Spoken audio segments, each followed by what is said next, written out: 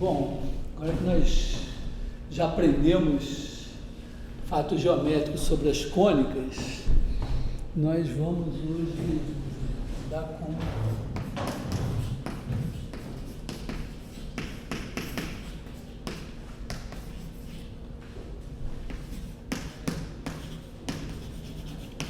equações de segundo grau. A ideia, bom, pelo que nós vimos, nós temos uma elipse. Se nós, vamos dizer, em coordenadas adequadas, se nós colocarmos um sistema de coordenadas da melhor maneira, elipse nos dá uma equação do tipo x2 sobre a2 mais y2 sobre b2 igual a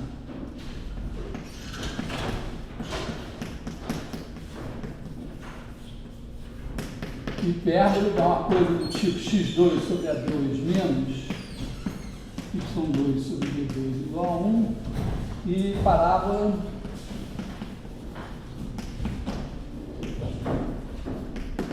nos dá uma coisa do tipo y igual a 1 sobre, não me lembro se era 4a ou 4a2,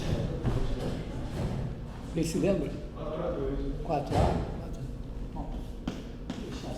O A sendo positivo. Na vibe dos outros dois, acho que é 4 a 2. Bom, faz mal, o A sendo positivo, qualquer coisa, o raiz de A faz às vezes já. É importante que aqui, né, isso aqui sempre assim, né? No caso da elipse, você tem o eixo maior no eixo do x, o eixo menor no eixo dos y, e você tem coisa assim. No caso da hipérbole,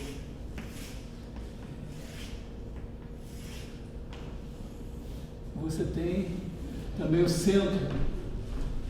Aqui um ramo para cá, outro ramo para lá, os eixos de simetria também, os eixos de coordenadas. No caso da parábola, você tem um foco aqui, a diretriz aqui, aí o vértice da parábola está na origem.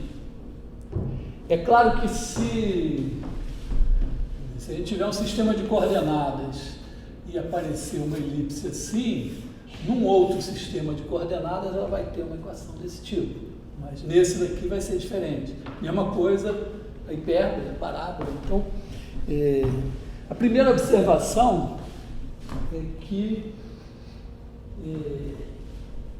sempre elipses, hipérboles e parábolas vão ter equações do segundo grau.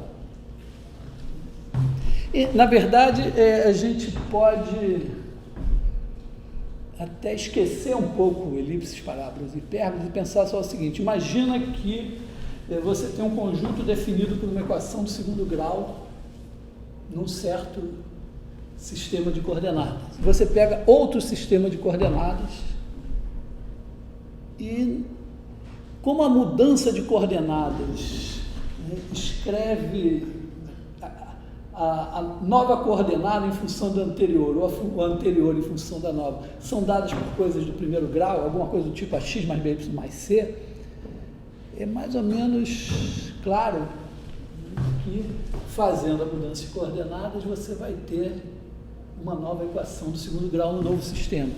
Então, em princípio, assim, a gente deve pensar que se colocar assim,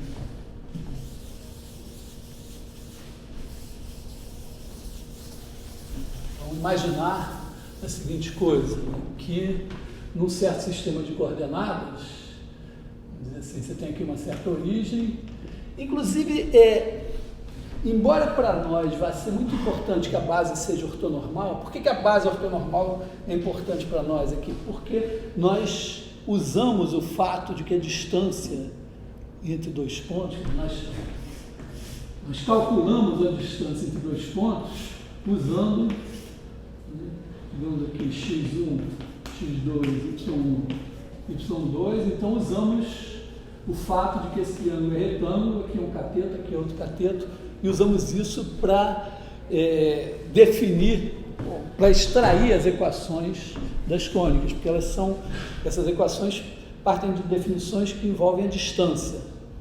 Se eu tivesse um sistema de coordenadas assim, é claro que a dedução seria muito mais complicada. Eu não poderia sair dizendo que as equações eram desse tipo. Mas eu acho que a gente pode pensar, no caso da mudança de coordenadas, a gente pode esquecer, pode fazer uma coisa geral. Imagina que você tem uma origem aqui, tem um sistema de coordenadas aqui, assim, sei lá, de base. Eu vou usar as letras E1 e E2. E aí você tem aqui um outro sistema de coordenadas, uma outra origem, e aí tem aqui outros vetores, ε1, ε2. E aí, imagina que num deles, sei lá, digamos, nesse daqui, você tem assim, um certo conjunto C, e esse conjunto C nem estou dizendo que ele é uma curva, que ele é uma cônica, que ele é nada, mas C é igual ao conjunto dos pares XY, tais que AX2 mais BXY mais CY2 mais BX mais Y mais F igual a zero. Isso aqui entendido da seguinte maneira, né? Isso aqui é igual o XY aqui, leia-se XY, leia-se XY nesse sistema de coordenadas. Então, não vou escrever. Agora, como é que essa curva C? Então, talvez entendendo o seguinte, né, que X aqui, quer dizer, se você pegar o ponto aqui, as coordenadas dizem respeito a esse vetor. Quer dizer que isso aqui significa que OP, o vetor OP, é igual a X é 1 mais Y é 2.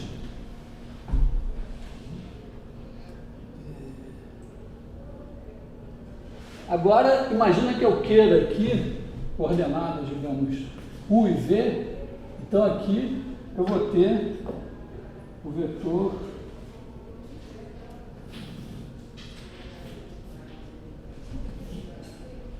O barra P vai ser igual a U ε1 mais V ε2. Então, meu problema é o seguinte, eu tenho a equação, então eu sei que os pontos P que me interessam, as coordenadas deles nesse sistema aqui satisfazem essa equação. Eu quero extrair as coordenadas, uma relação entre as coordenadas U e V nesse sistema. Então, se a gente pensar um pouco, a gente pode errar assim, tentando, vamos dizer, extrair as coordenadas. Como é que eu calculo x e y em função de UV ou U e V em função de xy? Qual das duas a gente vai fazer? É simples, a gente tem que pegar alguma coisa que a gente substitua aqui. Então eu preciso escrever x e y em função de U e V, porque se eu tiver x e y em função de U e V, eu substituo aqui e eu vou ter uma equação em U e V. Se fosse o contrário, se eu tivesse a equação em U e V e quisesse a equação em x e y, eu expressaria U e V em função de x e y, substituiria aqui e obteria a equação. Nessa equação aqui, eu vou ainda fazer uma hipótese importante aqui, que é a seguinte: vamos supor que essa equação é do segundo grau mesmo. Quer dizer, não vamos admitir que A, B e C sejam simultaneamente nulos. Então, aqui a gente pode dizer que A2 mais B2 mais C2 é diferente de zero. Então, bom, Então vamos escrever x e y em função de u e v. Para escrever x e y em função de u e v, bom, isso aqui é a mesma coisa, né, que dizer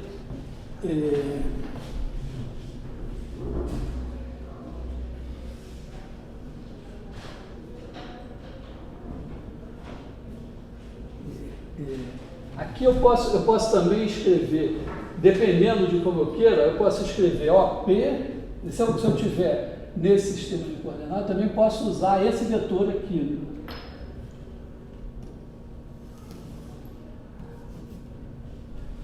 Ou esse aqui.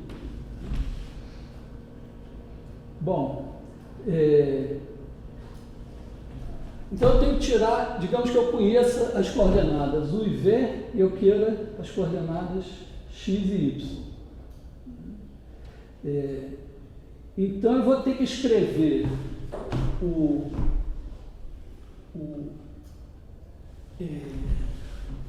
epsilon 1 em função de E1 e E2 e o epsilon 2 em função de E1 e E2.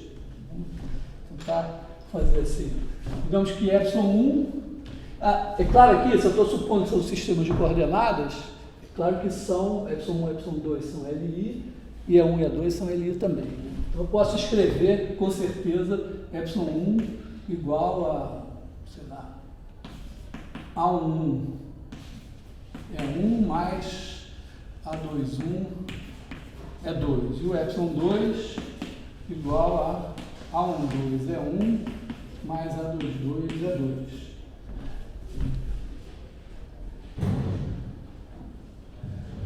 Então, bom, eu posso substituir isso aqui, fica quase bom. Só que eu preciso escrever, eu quero escrever o vetor OP. Como é que é OP? Bom, OP vai ser O barra mais O barra P. Então aqui eu posso também escrever assim, OP igual a O barra mais O barra P. Bom, O barra P eu sei escrever aqui assim, O barra, bom, O barra é um vetor que eu também posso escrever em termos de E1 e E2.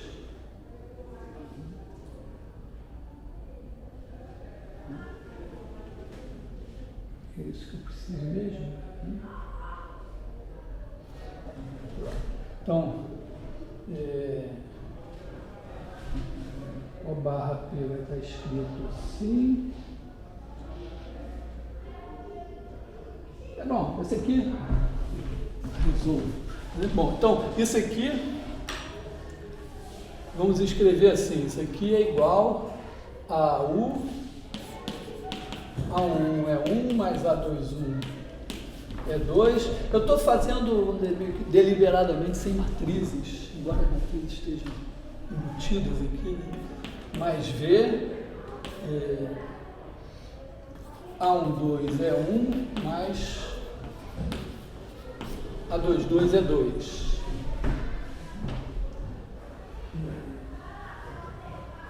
Então eu tenho, bom, isso aqui posso escrever em termos de E1 e E2, eu escrevo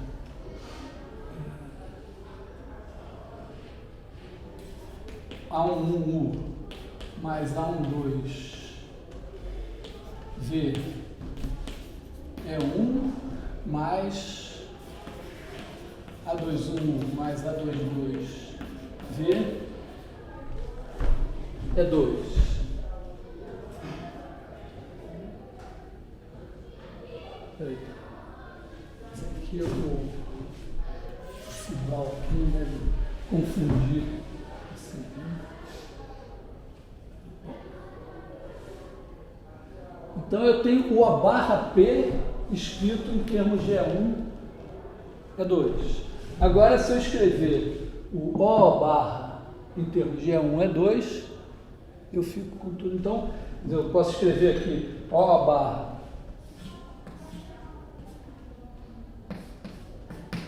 alfa é 1 mais até aí, usar letras gregas em vão.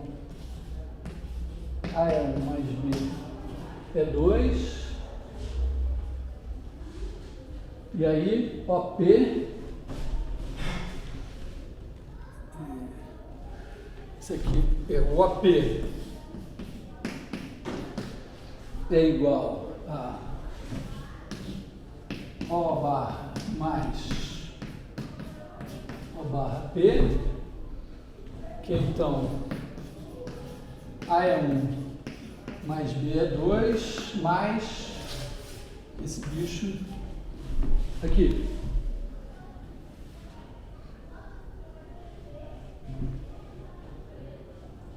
Então, moral da história, né? É X. Isso aqui, então esse vetor aqui está sendo escrito como combinação linear desses dois. O X corresponde a A mais A1U mais A12V. E o Y corresponde ao B mais A21U mais A22V. Então, como estava previsto, né, X e Y são funções do primeiro grau em U e V. Então, agora na hora que eu... Então, isso tem que ser, essa igualdade tem que acontecer porque esses caras são linearmente independentes. Então, se esse vetor se escreve como combinação linear de E1 e E2, como x é 1 mais y é 2, e também se escreve como isso é 1 mais isso é 2, então esse é igual a x, esse é igual a y. Bom, então agora pega esses caras e substitui na equação. Tá na mão, né? Tá na cara. Agora, quer dizer, quando você botar, fizer isso ao quadrado, vai aparecer termos em U ao quadrado, em V ao quadrado e o V. Isso ao quadrado, U ao quadrado, V ao quadrado. O produto XY também vai aparecer termos de segundo grau, e esses termos aqui só vão dar coisas do primeiro grau. Então eu já concluí que se o meu conjunto C é dado por uma equação do segundo grau num sistema de coordenadas, se eu mudar o sistema de coordenadas, também será dado por uma equação de segundo grau. Com um pequeno detalhe que eu acho que é relevante aqui. Esse aqui eu estou supondo que é do segundo grau mesmo. Eu estou supondo que A, B e C são diferentes de zero. Quer dizer, diferentes de zero não.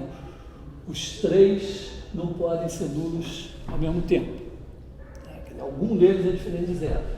Então, seria interessante verificar aqui se o A barra, o B barra, o C barra que vão sair daqui, se algum deles também vai ser diferente de zero. Então, seria bom olhar quem é aqui o cara que vem para U2, quem é o cara que vem para V2 e quem é que vem para UV. Vou apagar aquilo que já não é mais necessário, torcendo para não ter errado nada.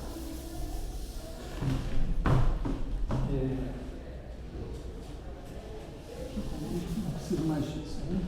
Então, vamos ver. A gente vai ter o 2. O que vai aparecer com o 2? Tem um termo em U2 que vem daqui. Então a gente vai ter A,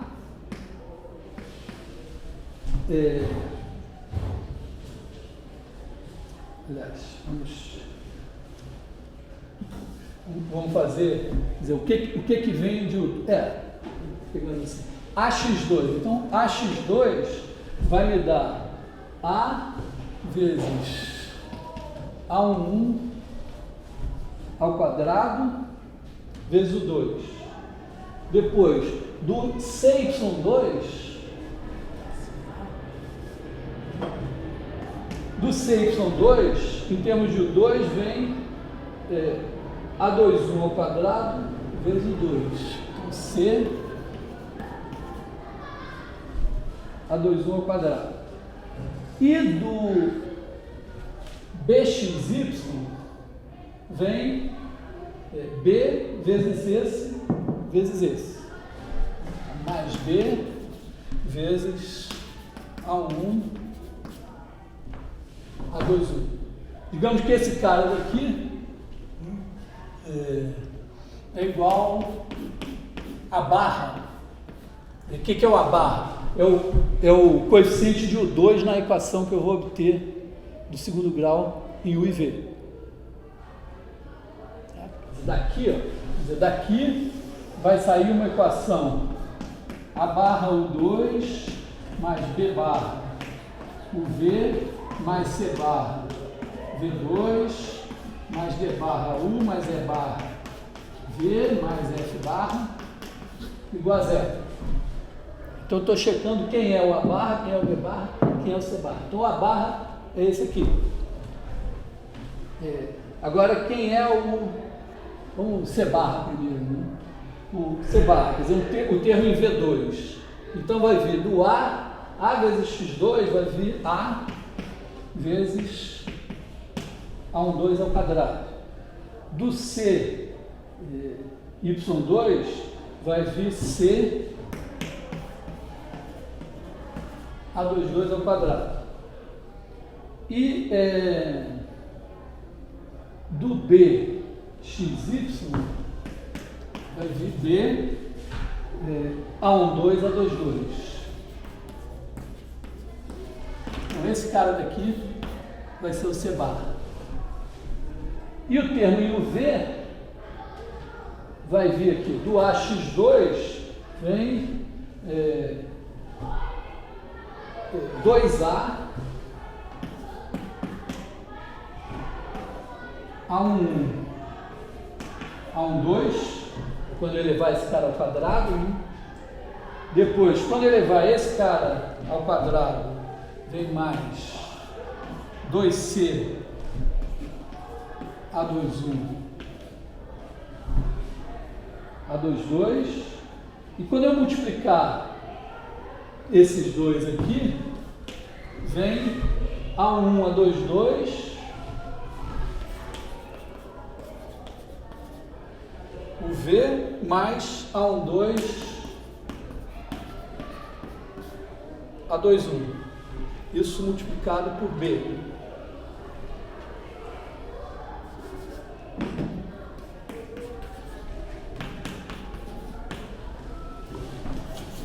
Então, se eu não errei nas contas, as expressões de A barra, B barra e C barra estão aqui. E aí, será que esses caras são não nulos?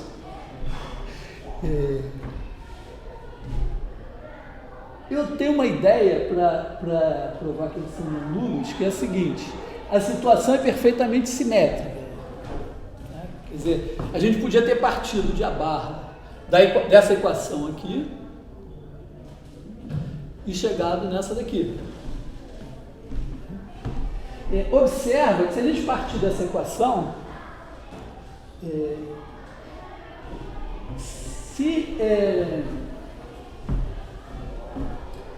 acontece o quê? Se o A, o B e o C, aliás, pelo que a gente fez aqui, ó, se o A, o B e o C forem nulos, então o A barra, o B barra e o C barra serão nulos. Porque aqui, ó, anula esse, anula esse, anula esse. Então, eu não estou provando com isso que se eles não são todos nulos, eles não são todos nulos. Mas estou provando o contrário. Se esses três forem ao mesmo tempo nulos, esses três serão ao mesmo tempo nulos. Isso significa que, se eu fizer o contrário, vale também. Quer dizer, se esses três forem nulos, ao mesmo tempo, eu faço o trabalho ao contrário, tiro o A, o B e o C, em função desses caras com as fórmulas correspondentes, e o A, B e C serão nulos. Então, vamos dizer, observando que a situação é simétrica, quer dizer, o que eu fiz, passando da base de um sistema de coordenadas para o outro, produziu essa implicação que se A, B e C forem simultaneamente nulos, então a barra, B barra e C barra serão simultaneamente nulos. Se eu fizer de trás para frente, eu concluo que se a barra, B barra e C barra forem simultaneamente nulos, então A, B e C serão simultaneamente nulos. Como eu sei que eles não são, então esses aqui não são. Então eu concluo que se eu venho de uma equação, se eu tenho um conjunto definido de uma equação de segundo grau num sistema de coordenadas, se eu mudar o sistema de coordenadas, aí, base canônica ou não canônica, não importa, no novo sistema, também vai ser, o conjunto também vai ser definido por uma equação de segundo grau mesmo. Bom, por enquanto isso só nos adianta para dizer assim, bom, uma elipse é dada no sistema de coordenadas bonitinho por uma equação de segundo grau.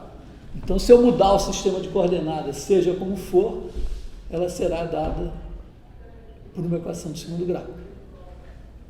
Mesma coisa para hipérbole, mesma coisa para parábola. Então, mas vamos, acho que eu vou até enunciar isso.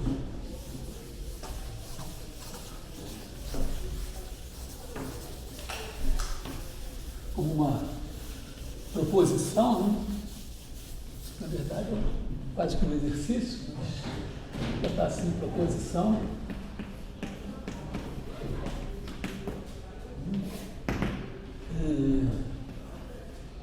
Se C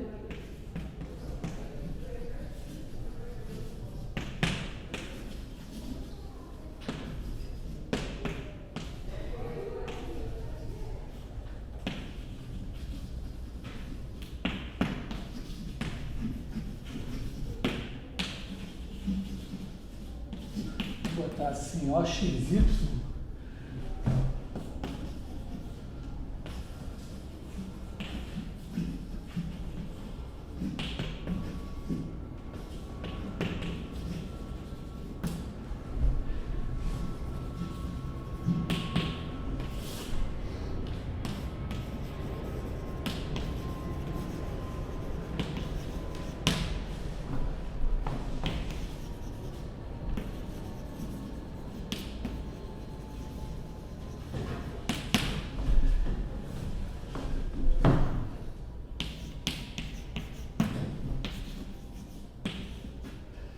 aqui a equação de segundo grau, vamos observar em XY, né?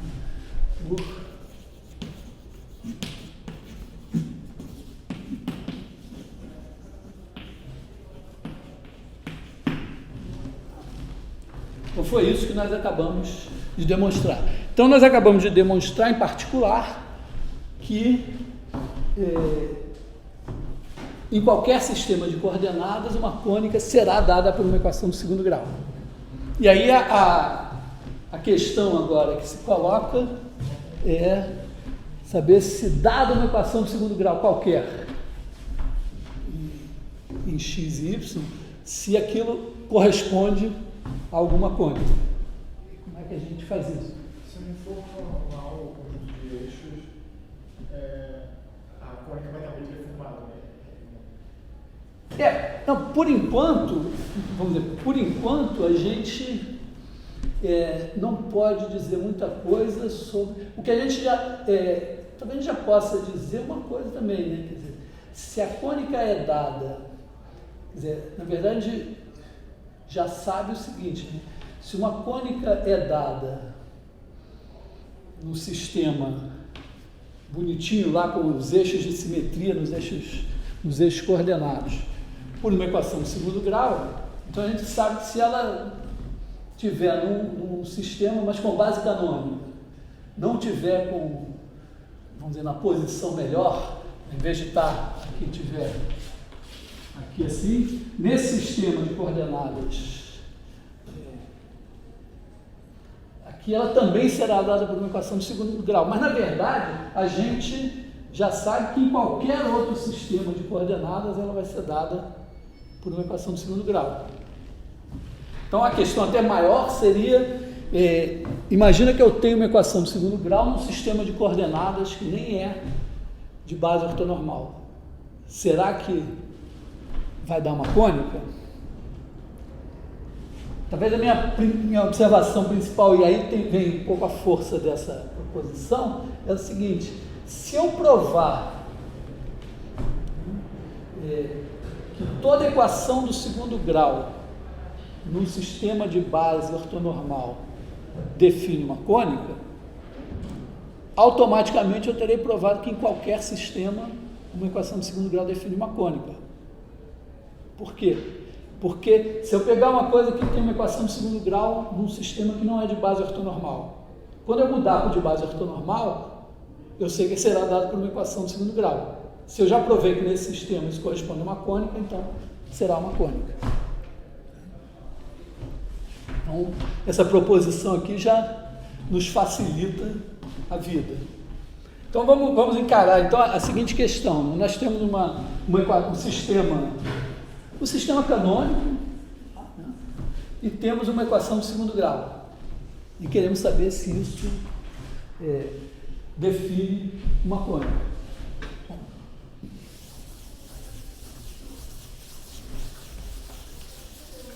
Então, digamos que nós temos uma equação assim: ax2 mais bxy mais cy2 mais dx mais ey mais f igual a zero.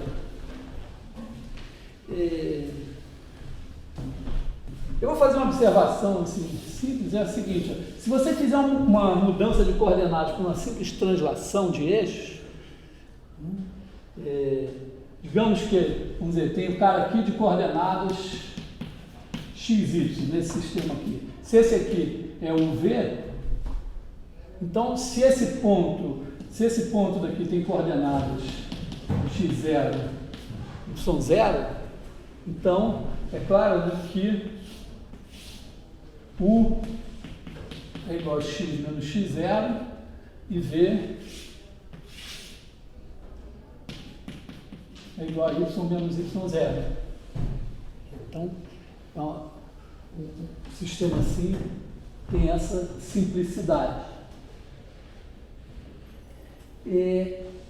E transformar, é claro que a gente não pode esperar que em geral vai ser assim, mas imagina que esse termo daqui não exista.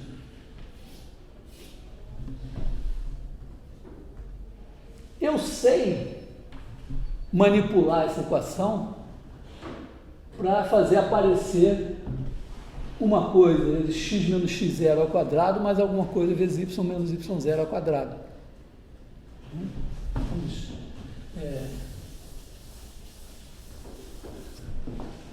Olha só, aqui ó, eu posso pegar ax2 mais dx e escrever assim: a vezes x2 mais 2 vezes d sobre 2a. Vamos aqui estou pensando assim que a é diferente de zero, c é diferente de zero, tudo lindo, né? Tem isso aqui. E agora, ó, x2 mais 2 vezes d sobre 2a x, só falta o d sobre 2a ao quadrado, né?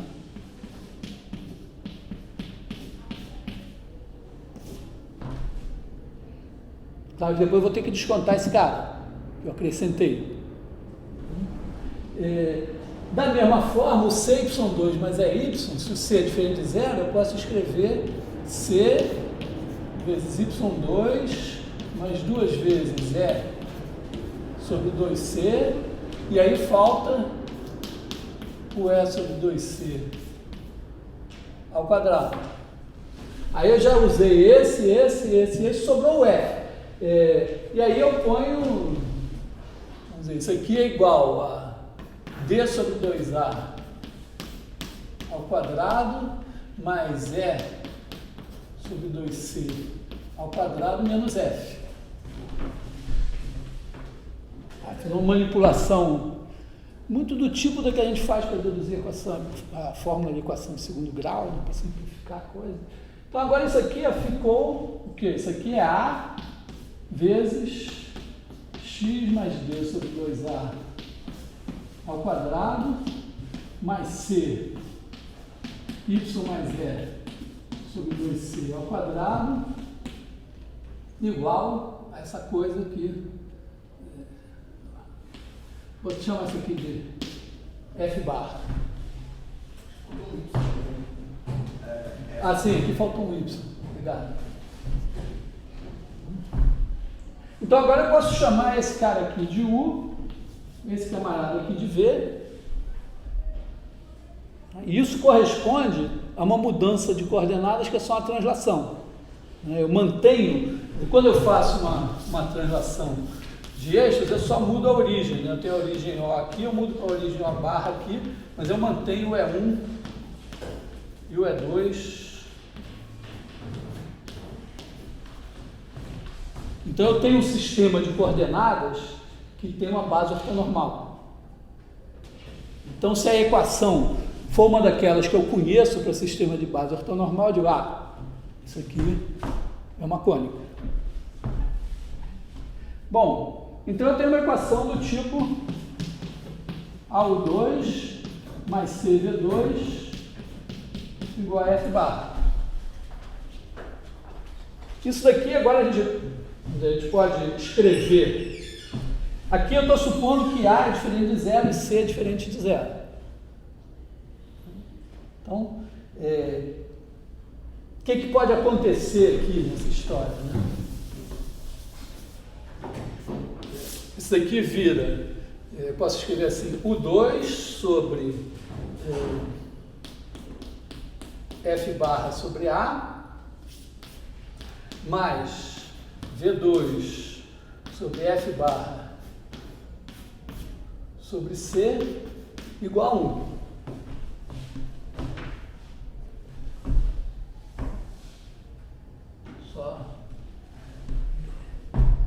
Fiz uma manipulação simples. Agora, digamos que esses dois caras sejam positivos. Então, eles são quadrados. Então, eu chamo esse de A2, esse de B2, e digo, é uma elipse.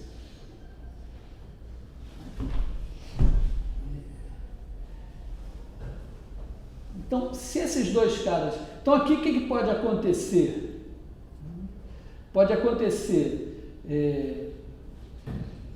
desses dois caras, primeiro, vamos dizer, em relação ao F, né? O F pode ser nulo.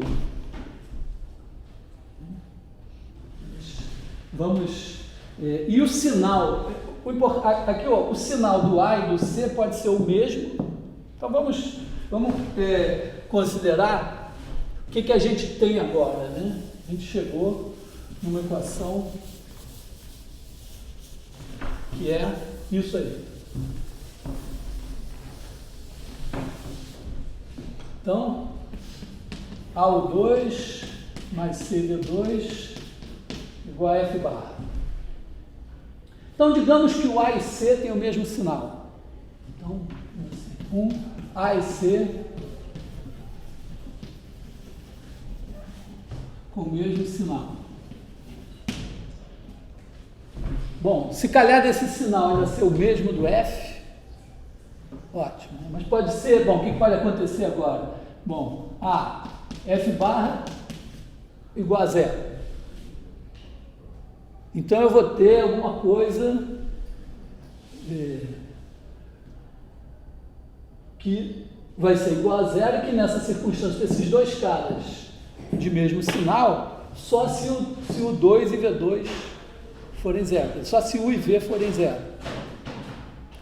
Sei lá. 2U2 mais 3V2 igual a zero. Então, só se o 2 e V2 forem iguais a zero. Menos 5U2 menos 7V2 igual a zero também, só se o 2 e V2 forem iguais a zero. Então, F igual a zero, isso daqui diz que U e V tem que ser iguais a zero. Bom, se o IV são iguais a zero, é um ponto. Então, isso aqui dá um ponto. Esse ponto não estava previsto, né? Mas ponto é uma cônica, porque olha só, você tem o cone, se você passar um plano pelo vértice, é uma cônica. É degenerada, mas é uma cônica. Bom, porque, na verdade, é isso. Você diz, ó, pega um cone circular reto e secciona por um plano. Se o plano passar pelo vértice, pode dar um ponto. Pode dar, inclusive, se ele vier, você tem um cone assim, aí você passa o plano aqui, aí você vem inclinando esse plano, está o plano azul, aí você vem inclinando esse plano, tem uma hora que ele pega uma geratriz do cone, e aí vai dar uma reta. E se ele passar assim, ele vai cortar em duas geratrizes, duas retas concorrentes. Então você já vê que ponto, reta e duas retas concorrentes são casos possíveis de cônica. Um ponto ainda não está tão ruim assim. Agora, bom, o que pode acontecer? F barra com o sinal de A e C. Bom, aí é isso. Esse cara será positivo, esse cara será positivo, porque esses dois têm o mesmo sinal, esses dois têm o mesmo sinal. Isso daqui você chama de A ao quadrado, esse aqui de B ao quadrado, e é uma elipse. Então, elipse. Mas ainda pode acontecer F barra com o sinal errado.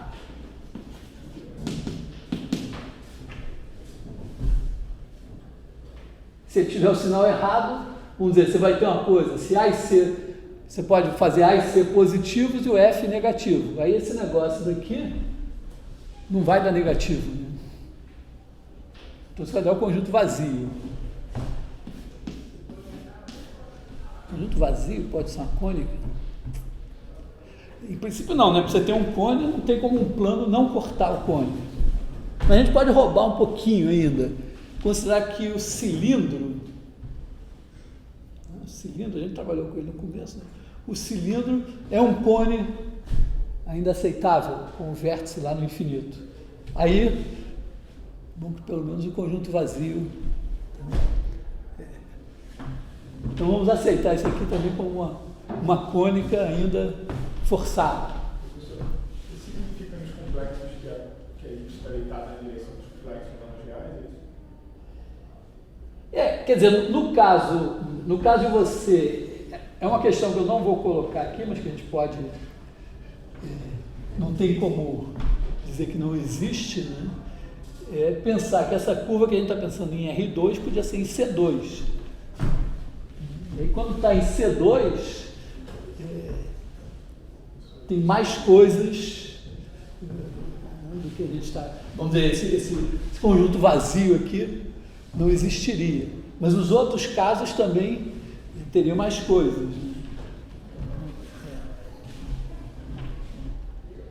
Mas, como eu falei, a questão de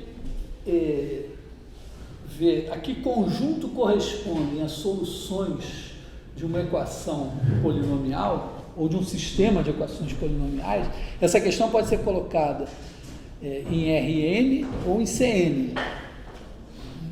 Isso, mais ou menos, corresponde a fazer geometria algébrica no caso real ou no caso complexo.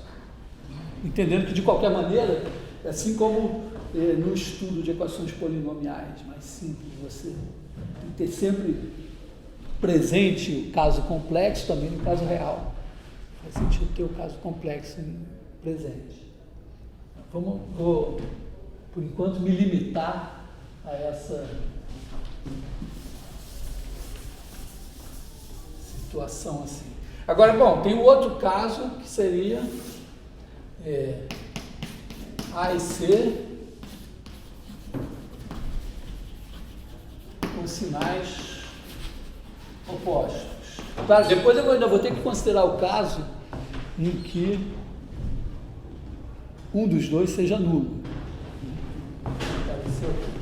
Bom, então com sinais opostos, bom, pelo menos não tem muito problema. Tem um problema do f ser zero. F barra igual a zero. Então a gente teria uma coisa assim, isso aqui corresponderia a uma coisa do tipo, ó, alfa 2, U2 menos beta 2, V2 igual a zero. Esse aqui tem sinal positivo, esse tem sinal negativo. Se fosse o contrário, eu multiplicava por menos 1 e ficava assim. Isso daqui se fatora de maneira simples, ó, alfa U menos beta V vezes alfa U mais beta V igual a zero.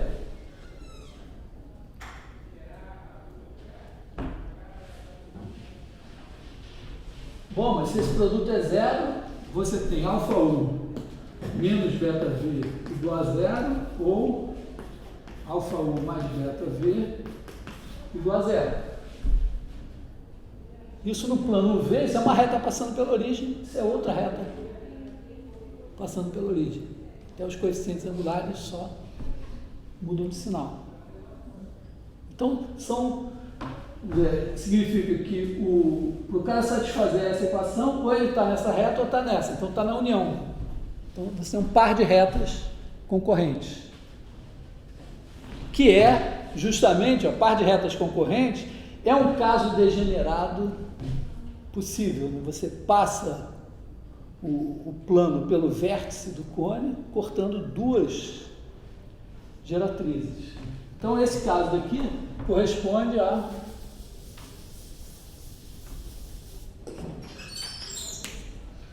par de retas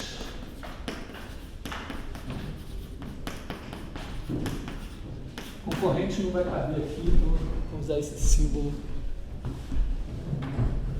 sugestivo para dizer que elas são concorrentes. Bom, e aí não faz sentido muito eu perguntar se o F barra tem sinal de A ou de C. Simplesmente, se ele for diferente de zero, ele tem o sinal de um dos dois.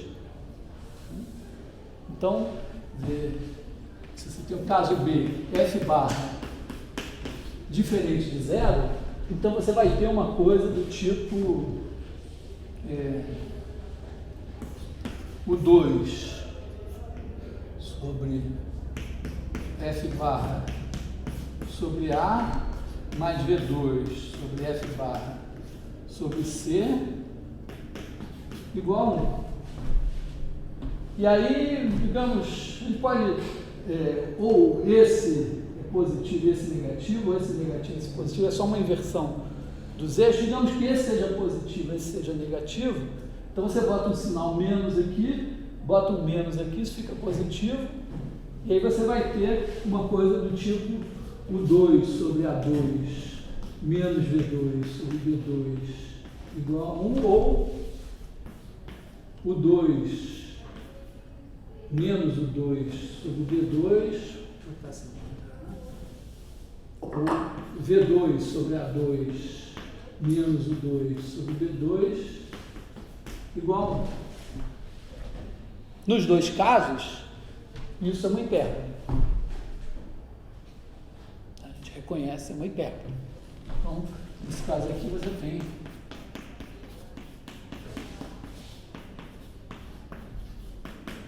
hipérbole. Observe que essa classificação tem uma certa lógica aqui, que é o seguinte, ó, a elipse corresponde a você ver com um plano assim, né? Quando esse plano passa por aqui, você acha um ponto. Então, o ponto é um caso degenerado de elipse.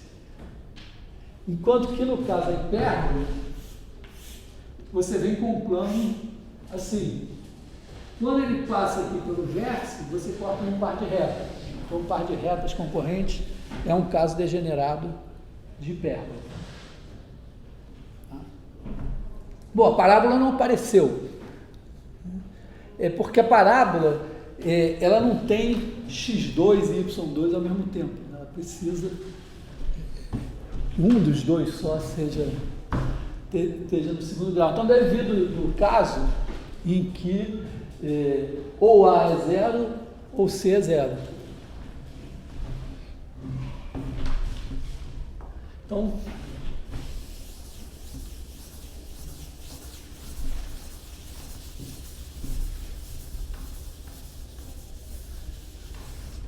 digamos que a gente tem aqui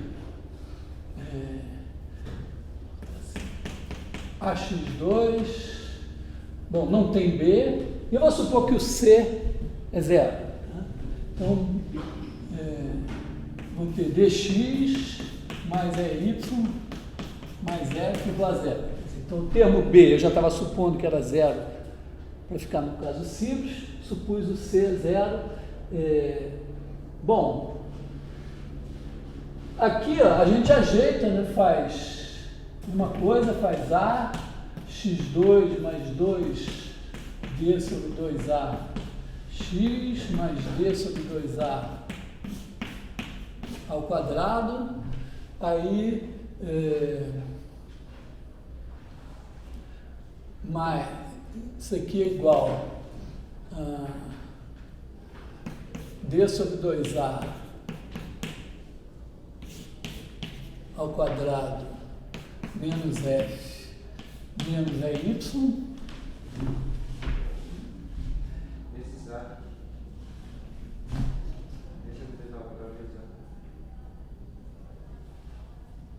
Ah, sim, eu já tinha errado lá no outro, né? Aqui é D2, aqui é A.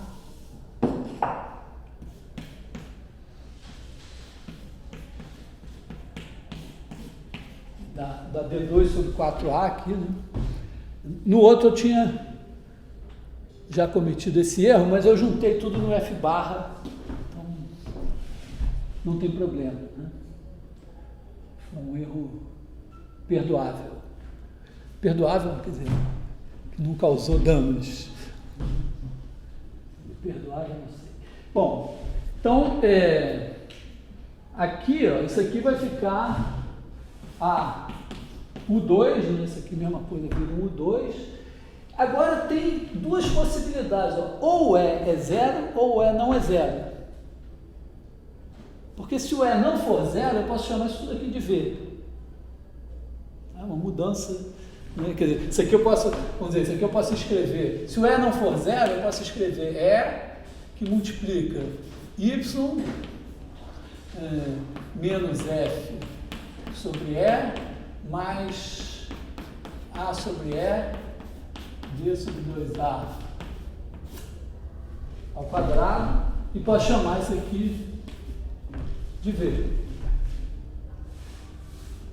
Tá? Então eu ficaria com uma coisa ao 2 igual a E V. E aí, bom, divido por E aqui, isso vai me dar uma parábola. Então, vamos dizer assim, esse é o caso 3, né? A é diferente de zero, parábola. Bom, mas se o E for zero, eu vou ficar com AU2 igual a alguma coisa aqui, que vou chamar de F barra. E aí isso tem, em princípio, se o F for diferente de zero, isso aqui vai dar U igual a mais ou menos raiz, não posso escrever assim. Se o F for diferente de zero, são dois números diferentes. Não são dois pontos, são duas retas paralelas, né? Você tem aqui U, V, U igual a esse, ao positivo, dá uma reta, U igual ao negativo, outra reta. Então dá um par de retas paralelas. E se o F for nulo, tem uma reta.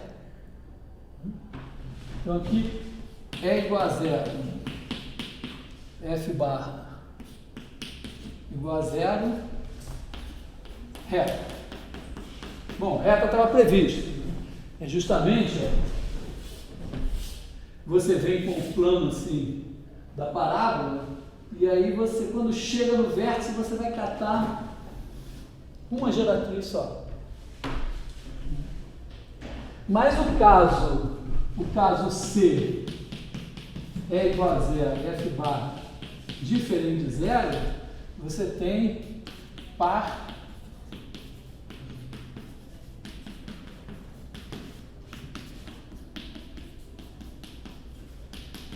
de retas paralelas.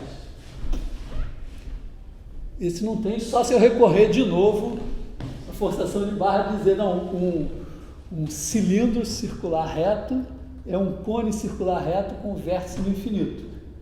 Aí, se eu cortar o cilindro assim, aparece um par de retas paralelas. Então, como eu quero muito que uma curva do segundo grau sempre seja uma cônica, eu vou admitir isso como um caso degenerado também. E no caso que o sinal de Einstein é simétrico do F? Mas daí é uma coisa do segundo grau, né? Você diz assim, sem nesse caso aqui, assim. Assim, realmente, se o F e o A tiverem sinais negativos, então você tem ainda, né, verdade, né? Quer dizer, aqui é igual a zero. Na verdade, aqui F diferente de zero, na verdade, aqui tem duas possibilidades, né? F barra maior que zero, quer dizer, F barra sobre A maior que zero, e tem F barra sobre A menor que zero, que é o conjunto vazio. Aí você teria o 2 igual a um cara negativo. Faltou esse caso aqui. Então,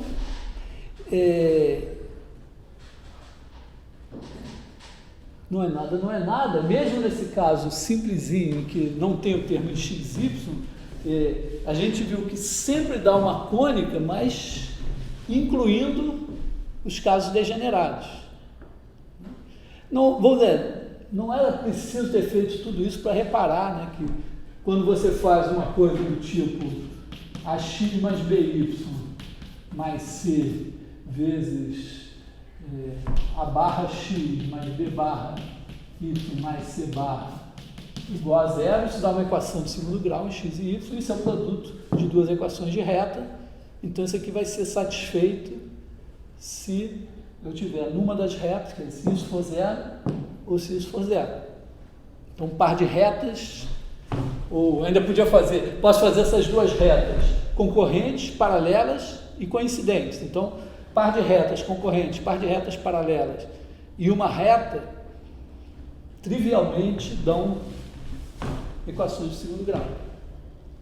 Não tinha como escapar mesmo. Bom,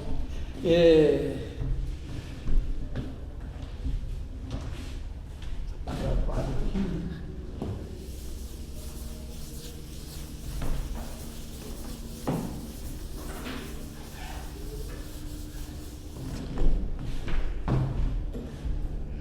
Bom, então, até agora nós vimos que se nós tivermos uma equação de segundo grau,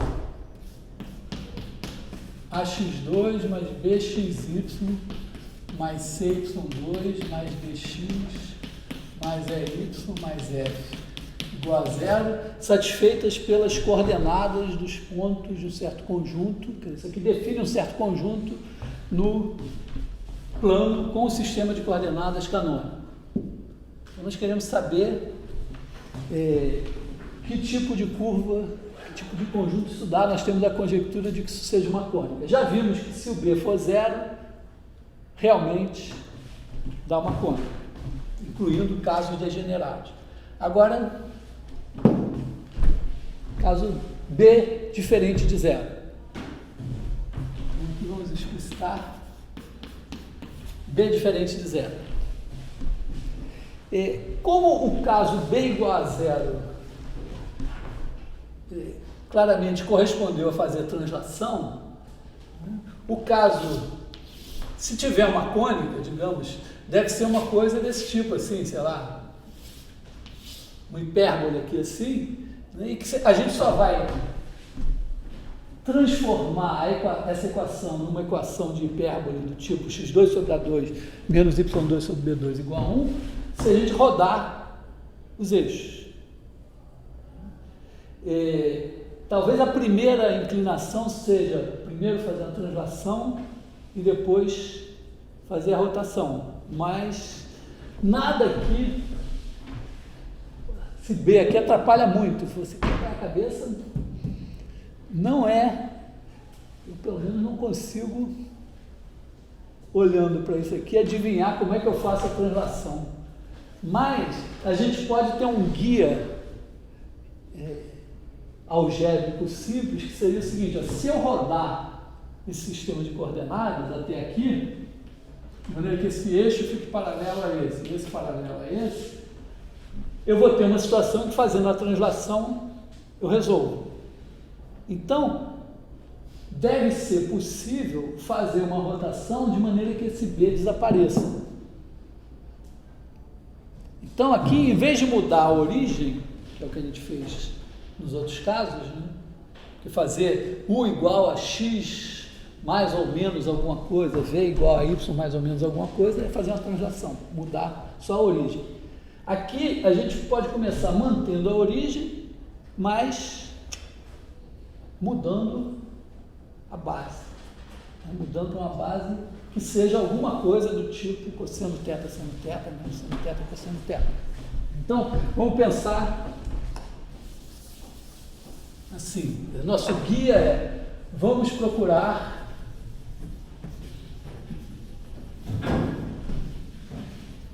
nova base ortonormal para nós. É tabu, por quê? Porque nós queremos chegar numa equação que seja uma daquelas que a gente conhece. E aquelas equações a gente conhece e a gente deduziu supondo que a base era ortonormal. A fórmula da distância estava valendo. Então, nova base ortonormal, de modo que o novo B, vamos dizer, que B suma, né? Esse cara daqui tem que desaparecer. Então a gente vai ser uma coisa assim, né? A gente vai fazer ε1, colocar a base aqui, tá aqui o E1, tá aqui o E2, aí a gente vai escolher uma base assim, um círculo. Vamos escolher aqui ε1, ε2, e aí, bom, ε1 vai ser uma coisa do tipo cosseno teta, seno teta, e o ε2 vai ser alguma coisa do tipo menos seno teta, cosseno teta.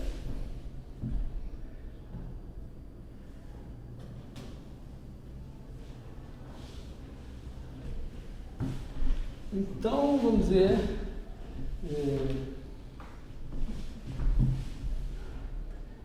quer dizer, se eu tiver o ε1 mais v ε2, esse cara aqui, ele vai ser igual... Ó, isso aqui vamos escrever assim, isso aqui é cosseno teta, é 1 mais seno teta, é 2. Esse daqui é menos seno teta, é 1 mais cosseno teta, é 2. Então, se eu tenho as coordenadas U e V, eu posso substituir o ε1 e o ε2 dados por essas expressões, e eu vou ter as coordenadas x e y, porque olha só, aqui eu vou ter U que multiplica cosseno teta é 1 mais seno teta é 2 mais V menos seno θ é 1, mais cosseno θ é 2. Bom, então, isso aqui vai me dar U cosseno θ menos V seno θ é 1, mais U seno θ mais V cosseno θ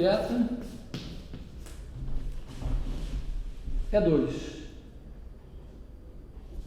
Lembrando aqui que o θ é esse cara aqui, né? Aqui também. O θ. Então, esse cara daqui é o x, esse cara daqui é o y. Então, eu só tenho que fazer, vamos dizer, não ter medo das contas, pegar esse cara daqui e substituir na equação, pegar esse cara aqui e substituir na equação, aí ver o que isso dá em termos de U vezes V, né? O B agora, o B vai ser o coeficiente do termo U vezes V, e fazer com que ele seja zero. Qual é o θ que vai fazer esse cara ser zero? Observe que isso aqui é a matriz de mudança de base, né? Esse aqui, só por curiosidade, ó, cosseno θ menos seno θ, seno θ, cosseno θ, UV, é isso. Isso é igual a XY. Aqui é a matriz de rotação, que é a matriz de mudança de base. Mas eu estou deliberadamente omitindo menções a matrizes e coisas assim. Então, moral da história,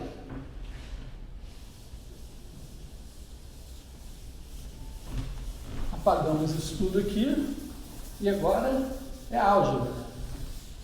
Conta.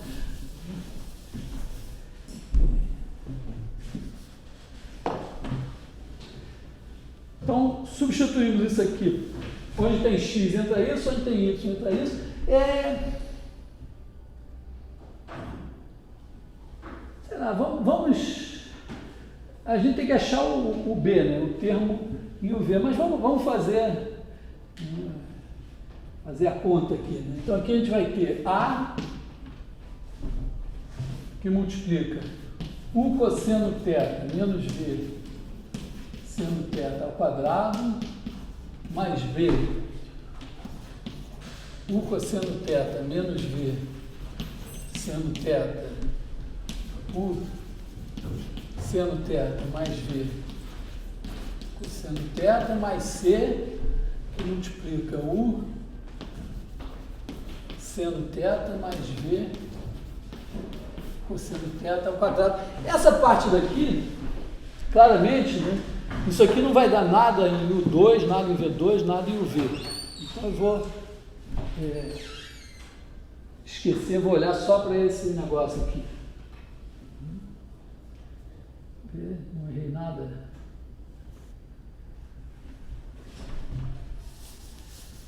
Então, apago isso. E vamos ver o que isso dá. O que isso dá em termos de U2?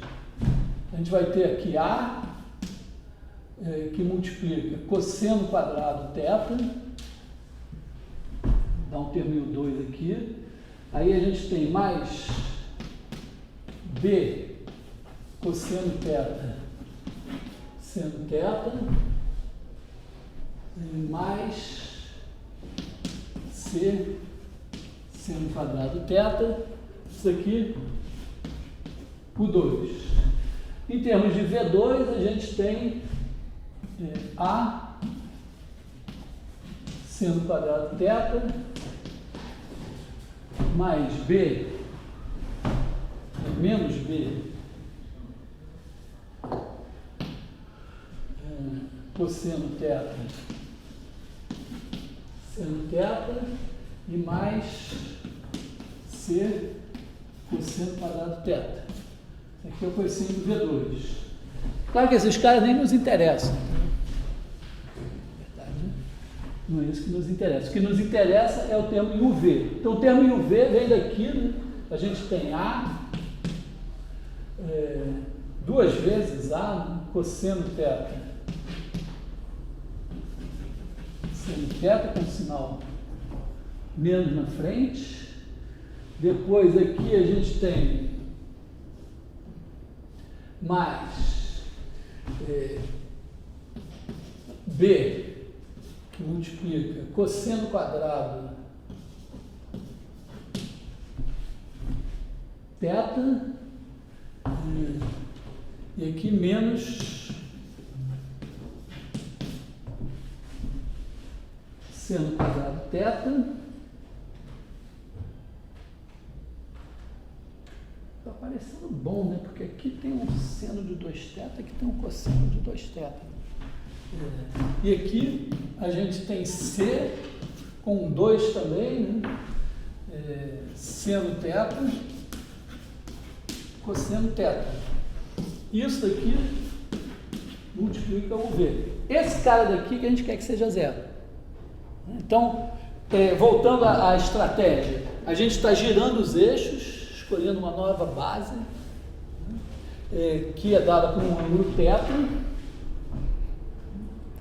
E se a gente mudar para essa nova base, essa é a nossa curva, vamos chamar de curva, né?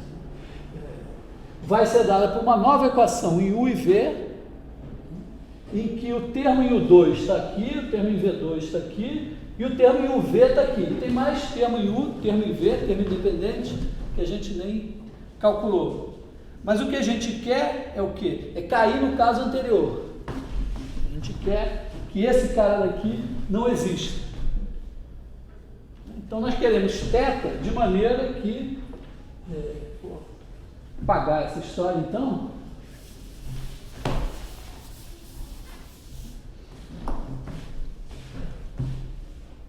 queremos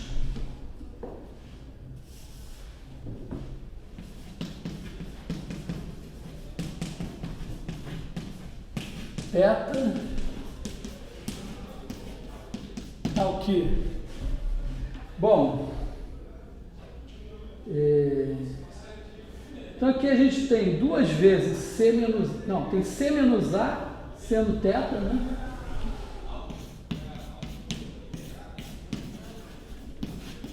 Seno de 2θ, né?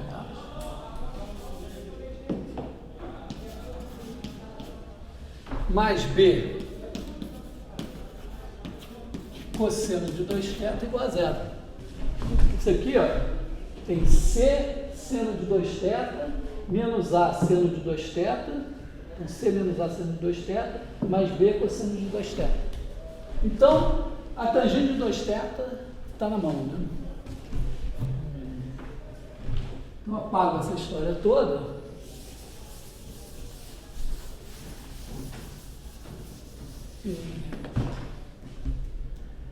Tangente de 2θ... Tem problema, se eu fizer... Vamos ver assim. Se eu fizer a tangente de 2θ, eu vou ter que dividir por C menos A, que eu não sei se é diferente de zero, mas o B é diferente de zero, né? Então é melhor dividir por B. Então a gente escreve aqui A menos C seno de 2θ é igual a B cosseno de 2θ. Aí divide por B e fica com A menos C sobre B é igual a cosseno de 2θ sobre seno de 2θ, que é a cotangente de 2θ. Então, a gente acha um ângulo 2θ cuja cotangente seja isso aqui. Sempre tem, né? A gente é cosseno sobre seno, assume todos os valores possíveis. Então, como B é diferente de zero, isso aqui vai dar um número. Tem um 2θ que tem esse número como cotangente. Então, a gente acha esse 2θ, divide por 2, diz esse é o meu θ. Pronto. Então, beleza, existe. Aqui, ele não precisa, não estou para calcular, o problema de calcular vai ser de vocês. Trabalho para vocês. Faz um programa no computador que faça o seguinte: entra A, B, C, D, E e F, e aí cospe a cônica. Então, primeira coisa, teste. Se o B for 0, passa lá para a rotina com B igual a 0. Se o B for diferente de 0, tem que fazer essa mudança de eixos para o B virar 0. E depois fazer a translação para achar a cônica.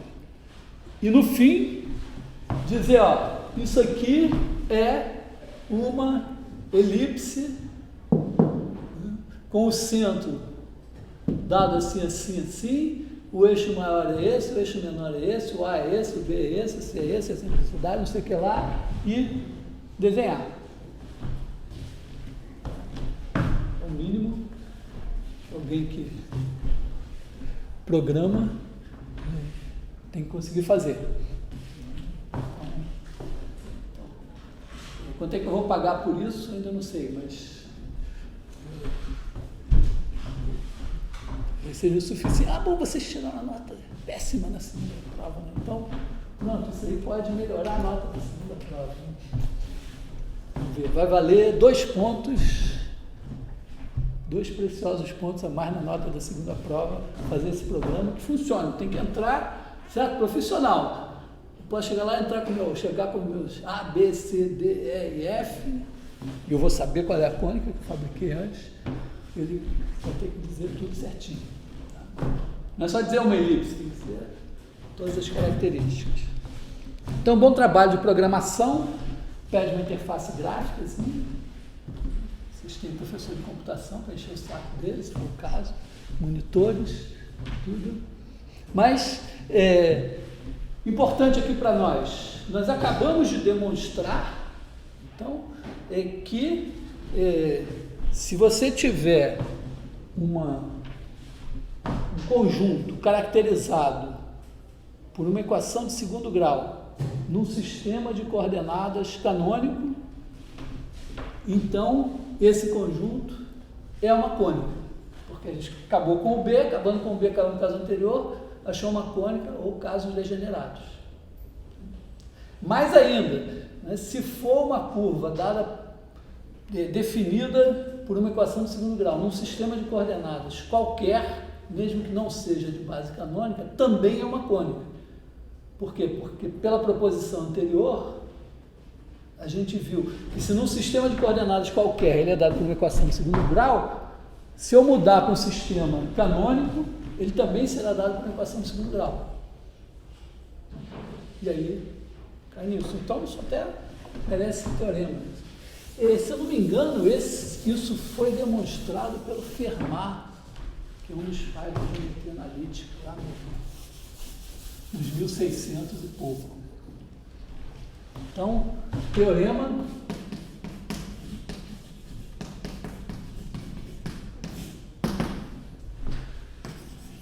se C é definida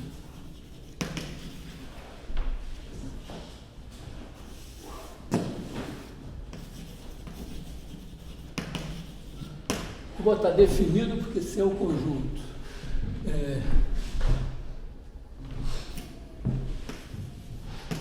Em algum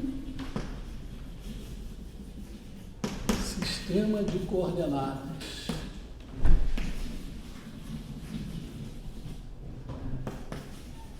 uma equação do segundo grau,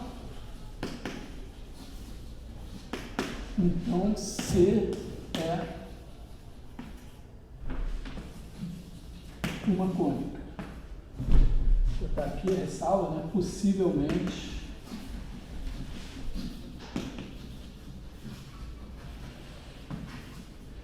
degenerada.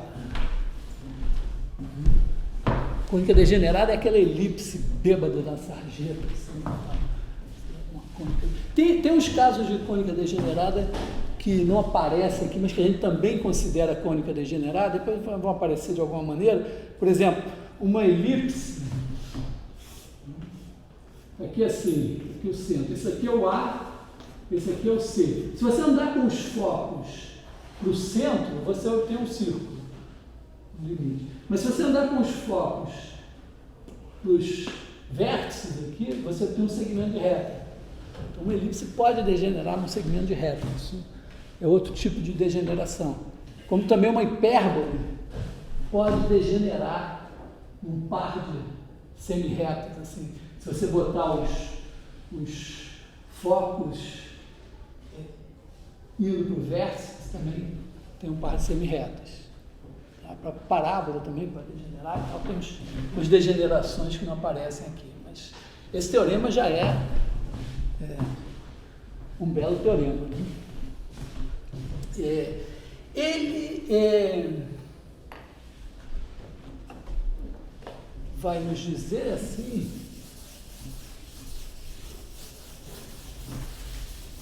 ele vai ter tem várias coisas que a gente vai conseguir deduzir com esse teorema. Por exemplo, uma coisa que não é exatamente óbvia é o seguinte: se você pegar e tiver uma cônica, aqui tem uma cônica, aí você aplicou uma transformação linear, está aqui o quadriculado, aplicou uma transformação linear, e isso virou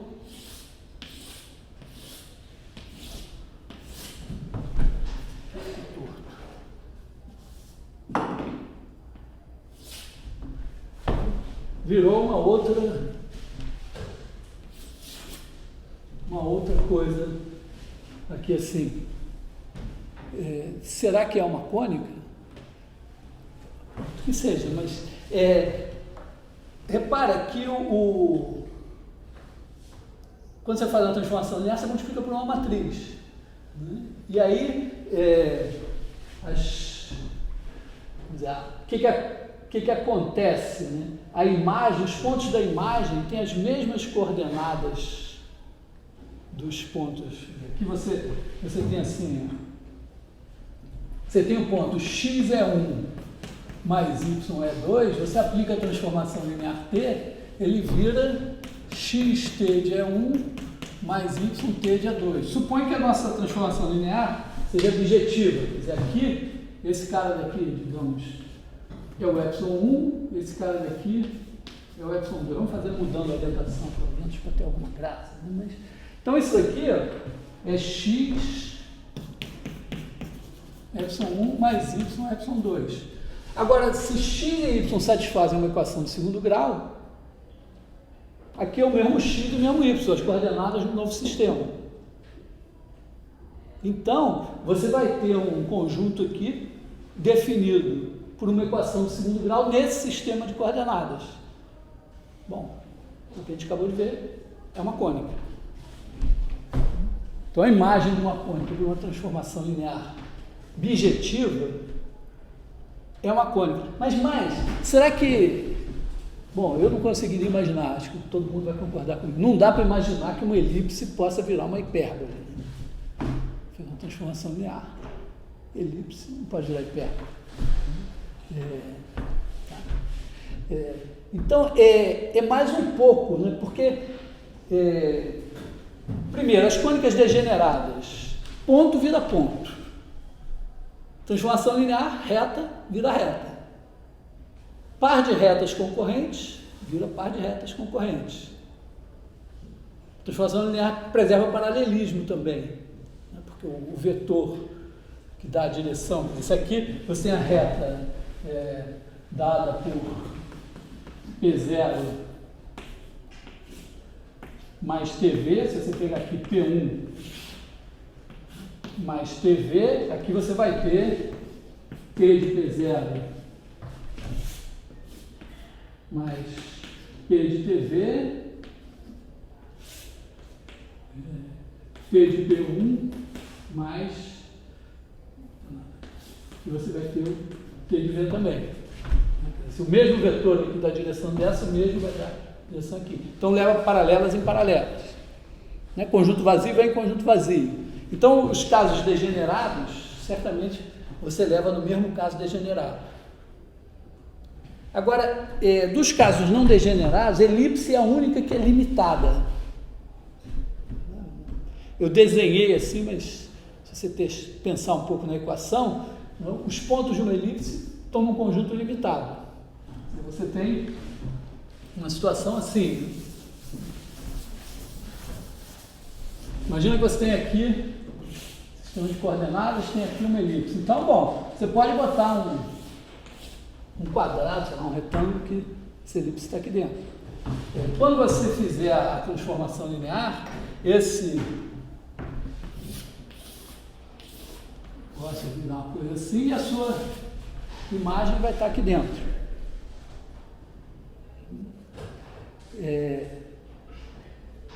Então, bom, a elipse é a única cônica não degenerada que é limitada, e quando eu aplico a transformação, vira uma curva limitada. Então, a única que pode ser é a elipse. Então, leva elipse em elipse também. E parábola e hipérbole, eu não vou fazer o detalhe, mas a ideia básica é a seguinte: a parábola tem um pedaço só, uma curva conexa, e a hipérbole tem duas partes. Não, uma transformação linear, que é uma coisa contínua, não pode partir uma parábola em dois pedaços, então não pode virar uma hipérbole.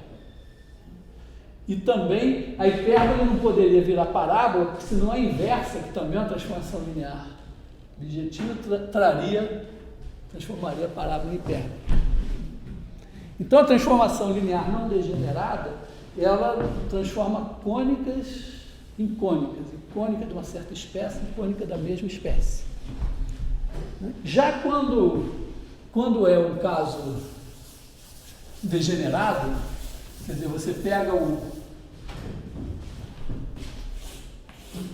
plano, transformar num plano não tem graça, mas transforma numa reta,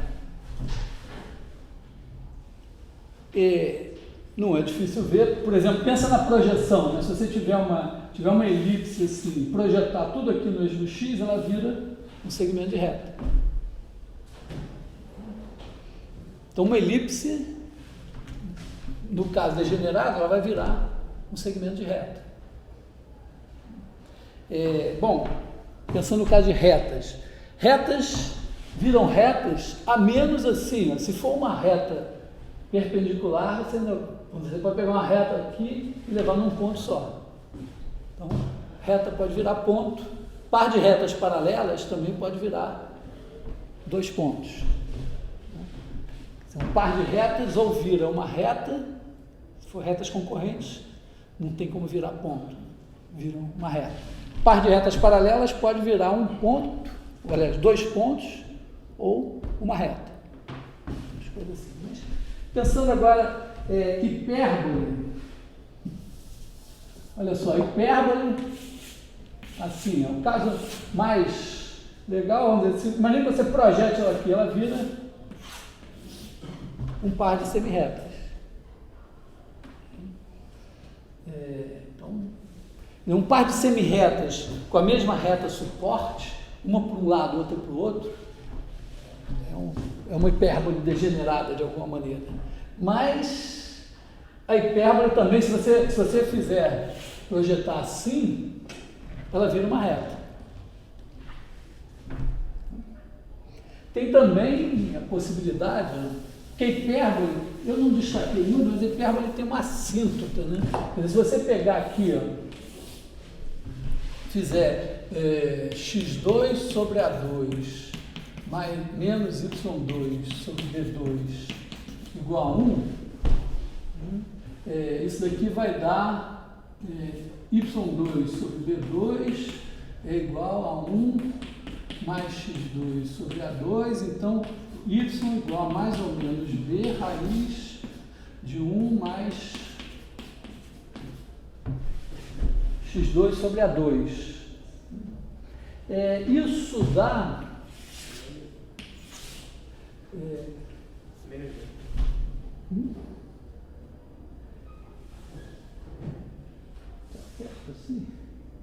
Isso aqui vai dar uma coisa assim, né? Tem a seguinte observação: o que acontece quando x vai para infinito?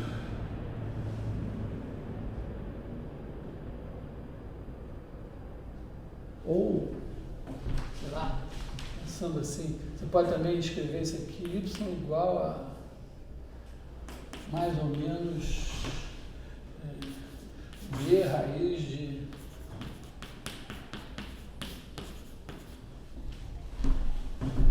que é igual a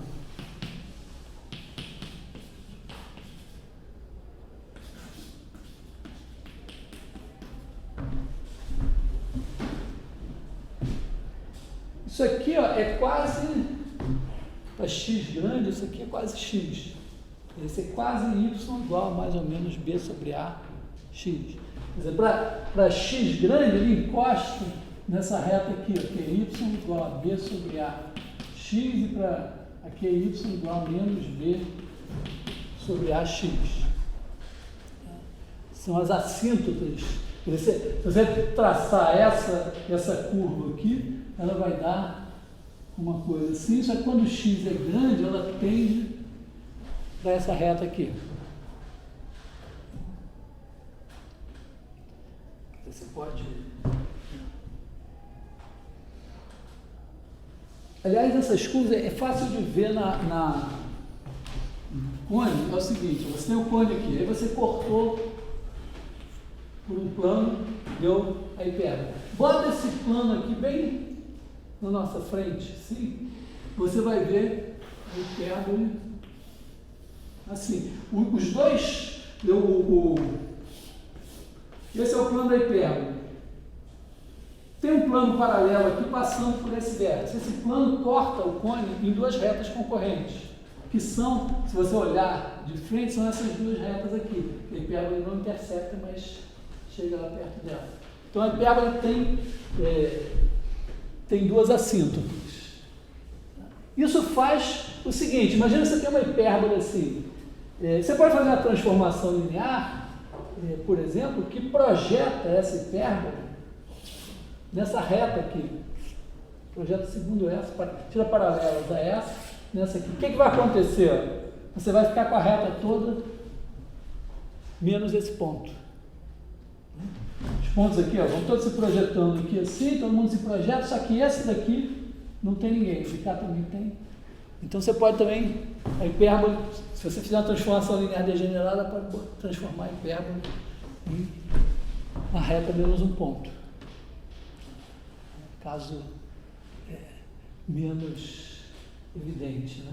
E a parábola não acontece isso, né? Porque y igual a x2 não dá para limitar, mas a parábola pode acontecer, ela virar uma reta, mas se ela estiver meio tortinha assim, ela pode se projetar numa semi-reta. Então, a imagem da parábola para uma transformação linear, e a imagem tem dimensão 1, pode ser uma reta e pode também ser uma semi-reta, com a extremidade.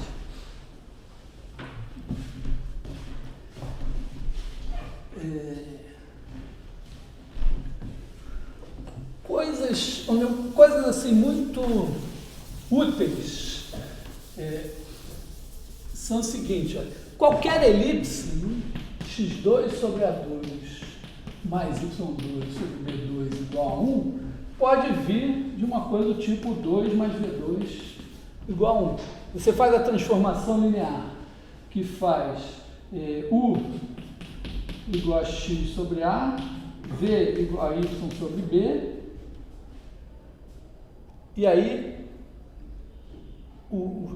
a curva aqui no sistema de coordenadas UV tem essa equação, no outro terá essa equação. Ou pensando a imagem pela transformação linear desse círculo, será essa elipse, que é só uma mudança de escala nos eixos. Então, de certa forma, o círculo unitário é uma espécie de elipse padrão. Qualquer elipse você obtém do círculo unitário. Aí o círculo unitário se parametriza por cosseno θ. Seno θ, então a elipse vai se parametrizar por A cosseno θ, B seno θ. Os pontos dessa forma, com θ variando, vão satisfazer essa equação. A hipérbole também, se você tiver x2 sobre A2 menos y2 sobre B2 igual a 1, bom, você sempre pode escrever isso assim, ó, x sobre A mais y sobre B vezes x sobre A menos y sobre B igual a 1, quadrado desse menos quadrado desse, chamar esse aqui de U, esse daqui de V, e aí ficar com UV igual a 1. Ou, se você preferir fazer a outra mudança, né, fazer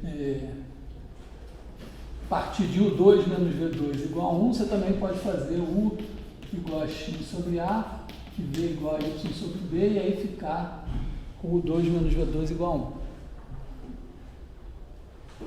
E essa daqui é mais simples do ponto de vista algébrico. UV igual a 1, você tem U, V, é a Y igual a 1 sobre X. Né? A função V igual a 1 sobre U. Então, essa aqui é uma hipérbole padrão também. E por que eu estou dizendo isso? Porque às vezes a gente quer entender alguma coisa sobre elipse ou sobre hipérbole e é algo que não muda por transformações lineares, tá? Tangência, coisas assim. Alguma coisa, se você fizer uma transformação linear, aquela propriedade, a essência não muda. Então, em vez de pegar uma equação geral de elipse e tentar provar para qualquer elipse, você prova para o círculo. E depois você passa para a elipse. Mesma coisa, em vez de fazer para uma hipérbole qualquer, você faz para uma hipérbole assim e passa para uma hipérbole geral. Então, vamos dizer, essas... Então, tem duas coisas um pouquinho mais pesadas, mais surpreendentes, vamos dizer, ou menos evidentes, que a gente pode já demonstrar, são as seguintes. Primeiro, a vista em perspectiva de uma cônica. O que é a vista em perspectiva de uma cônica? Você bota uma cônica, sei lá, digamos, uma parábola, sei lá, onde que seja uma parábola, aqui no quadro, bota um ponto de vista em algum lugar, um plano que não precisa ser paralelo ao quadro, e aí olha essa parábola e vê o que aparece nesse plano. Ou seja, você pega essa parábola, usa como diretriz, pega um vértice fora do plano da parábola, da cônica em geral, constrói o cone ligando esse ponto a todos os pontos da cônica, vamos dar um cone, que não é mais circular, não é mais reto, e corta por um plano. Então, questão, imagina isso, você tem um plano aqui no chão, desenha uma cônica nesse plano, pega um ponto fora desse plano, não tem que estar assim, alinhado com o centro da cônica, nada, com o eixo, nada, ponto qualquer, aí liga os pontos da cônica a esse ponto, você tem um cone. Agora corta esse bicho por um plano. O que dá? Resposta que nós já conseguimos fazer. Dá uma cônica, eventualmente faltando no máximo 2 pontos. O faltando 2 pontos, você pode perceber pelo seguinte, pensa um caso simples assim, né? Pensa que você tem esse cone aqui, aí cortou por um plano, produziu essa hipérbole. Essa hipérbole, ela tem pontos em todas as geratrizes desse cone, exceto vamos dizer, esse plano aqui passou aqui assim, e aí o plano paralelo a esse, passando pelo verso, está aqui. Ele corta aqui em duas geratrizes, e essas duas geratrizes não tem pontos na hipérbole. Então, se eu ligar esse verso aos pontos da hipérbole, eu vou recuperar o meu cone, com exceção dessas duas geratrizes.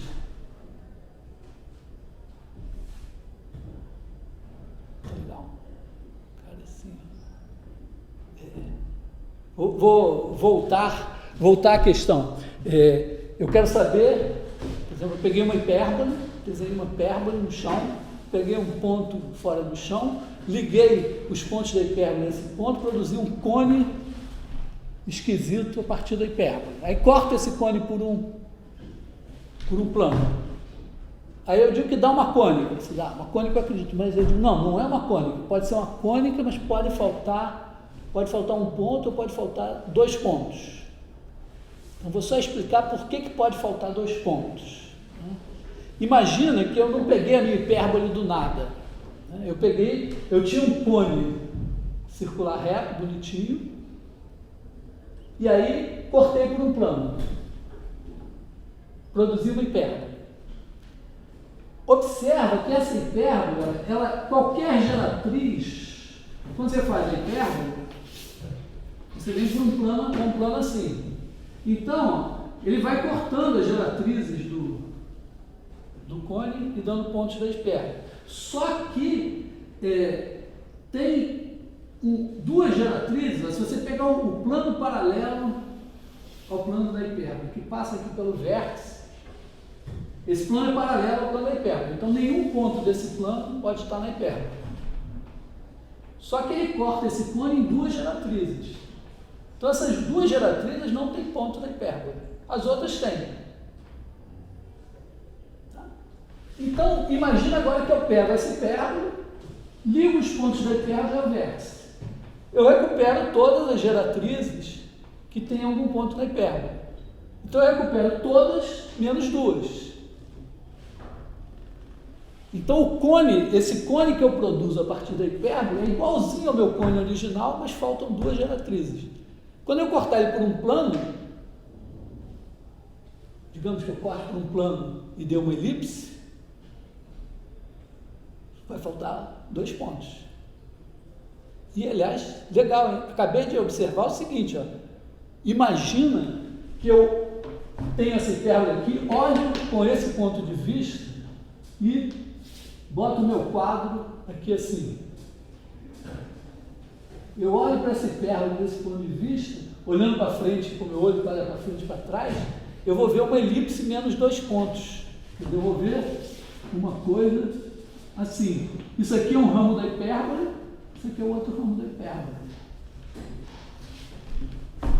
Então, é possível você olhar para uma hipérbole e ver uma elipse.